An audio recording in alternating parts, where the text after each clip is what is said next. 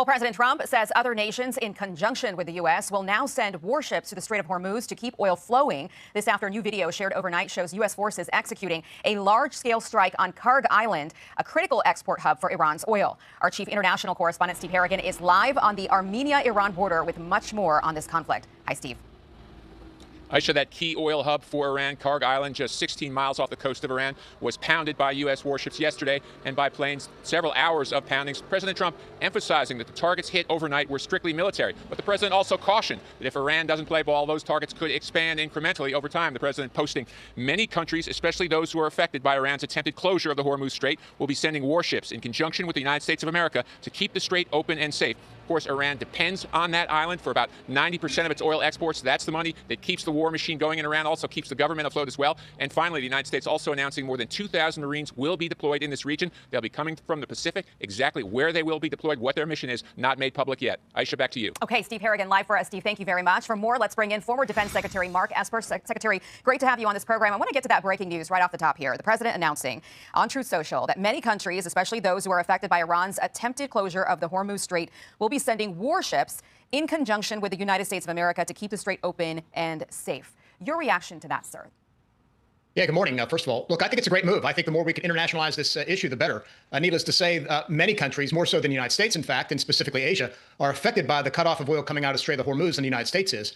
And secondly, many other countries, of course, are impacted by it beyond just us. So I think the more we can internationalize it is very helpful. It also adds diplomatic heft to what we're doing and legitimacy to what we're doing with regard to keeping the strait open. And thirdly, it puts more capability into the Strait of Hormuz. I mean, we certainly have the most capable Navy in the world, but there's a limit to how many destroyers we can put into the strait at one time. And adding destroyers, escorts from other countries would be very helpful going forward. So I think all around, it's a great move. When you couple that with what just happened overnight on Karg Island, which is where Iran processes most of its crude oil, it's a big hit and a big win for the U.S. When you couple that with what just happened there, we are making major advances with Iran. You've said before, though, that Iran has more endurance. I find that very interesting.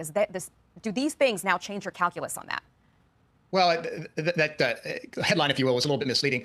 Look, at the end of the day, war is a contest of wills between two countries. And at this point in time, it seems to me as if the Iranians have become more emboldened, right? Now that they've survived the brunt of our attacks and strikes, they've had a successful transition. There seems to be a little fracturing within the government, within institutions. And now they're making claims, demands on what a post-conflict would look like. They're talking about reparations. They're talking about the United States leaving the region. And meanwhile, we are talking more and more about the price of oil and what it means for the November elections. And look, we all know, too, that writ large, democracies are more subject to public opinion than autocracies are, and this is a brutal autocracy. So my concern has always been in the contest of wills, particularly when you start out in a situation where, you know, a majority of the American people are not behind this yet, that they may have the ability to hold out longer than we can to achieve their war aims. And of course, the fact is, if they lose, the regime could well fall. So I think because of those dynamics right now, that's the case. And this move on Karg Island sends a signal, at least one thing, that we're willing to strike Karg Island. Secondly, though, it may be a softening up of the target so that we try and seize it with ground forces.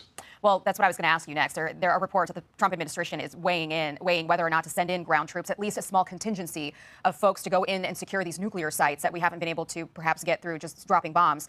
What do you think about that? Do you think that's smart to send in, special forces?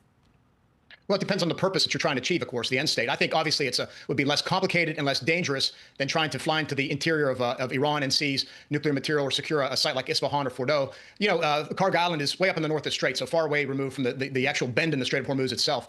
But that said, it's only 100, 120 miles from Kuwait, Bahrain, places like that. Easily reachable by helicopter.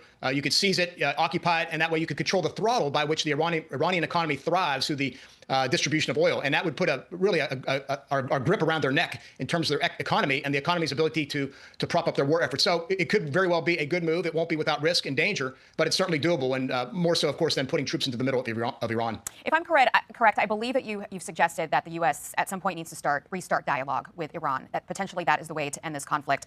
Here's Iran's UN ambassador on why they kept enriching their uranium. Listen here.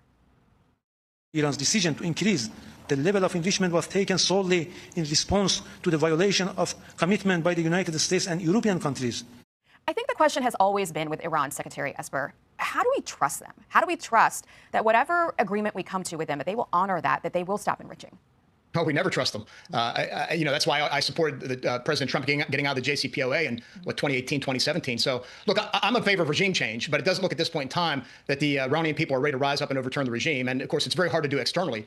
You need to put a lot of ground troops on the ground. And so my view was, at this point, the Pentagon is making a lot of headway in terms of the core objectives of the military, and that is destroying the drone and ballistic missile capabilities and production, destroying the Navy, degrading the nuclear. My point with regard to the negotiations was to say this could be a win for President Trump if, at the end of the day, we not just accomplish the military objectives, but we compel Iran to allow nuclear inspectors back in on the ground, unfettered access to all the sites, cameras back up, and we demand that they overturn or turn over the 900 pounds of enriched uranium that could make, we think, somewhere to 10 to 12 atomic bombs. That gets turned over to an international, some country or whatever the case may be. But to me, that's a win, because that's presumably why we started this 14 days ago, because Jared Kushner and Steve Witkoff said they weren't being serious at the negotiation table. So, look, you can't trust the Iranians. It's time for this 47-year-old terrorist regime to end. But if we can't get there now, then we definitely got to make sure that we have some higher degree of confidence through inspectors on the ground that they are not rebuilding their nuclear capabilities and aspirations.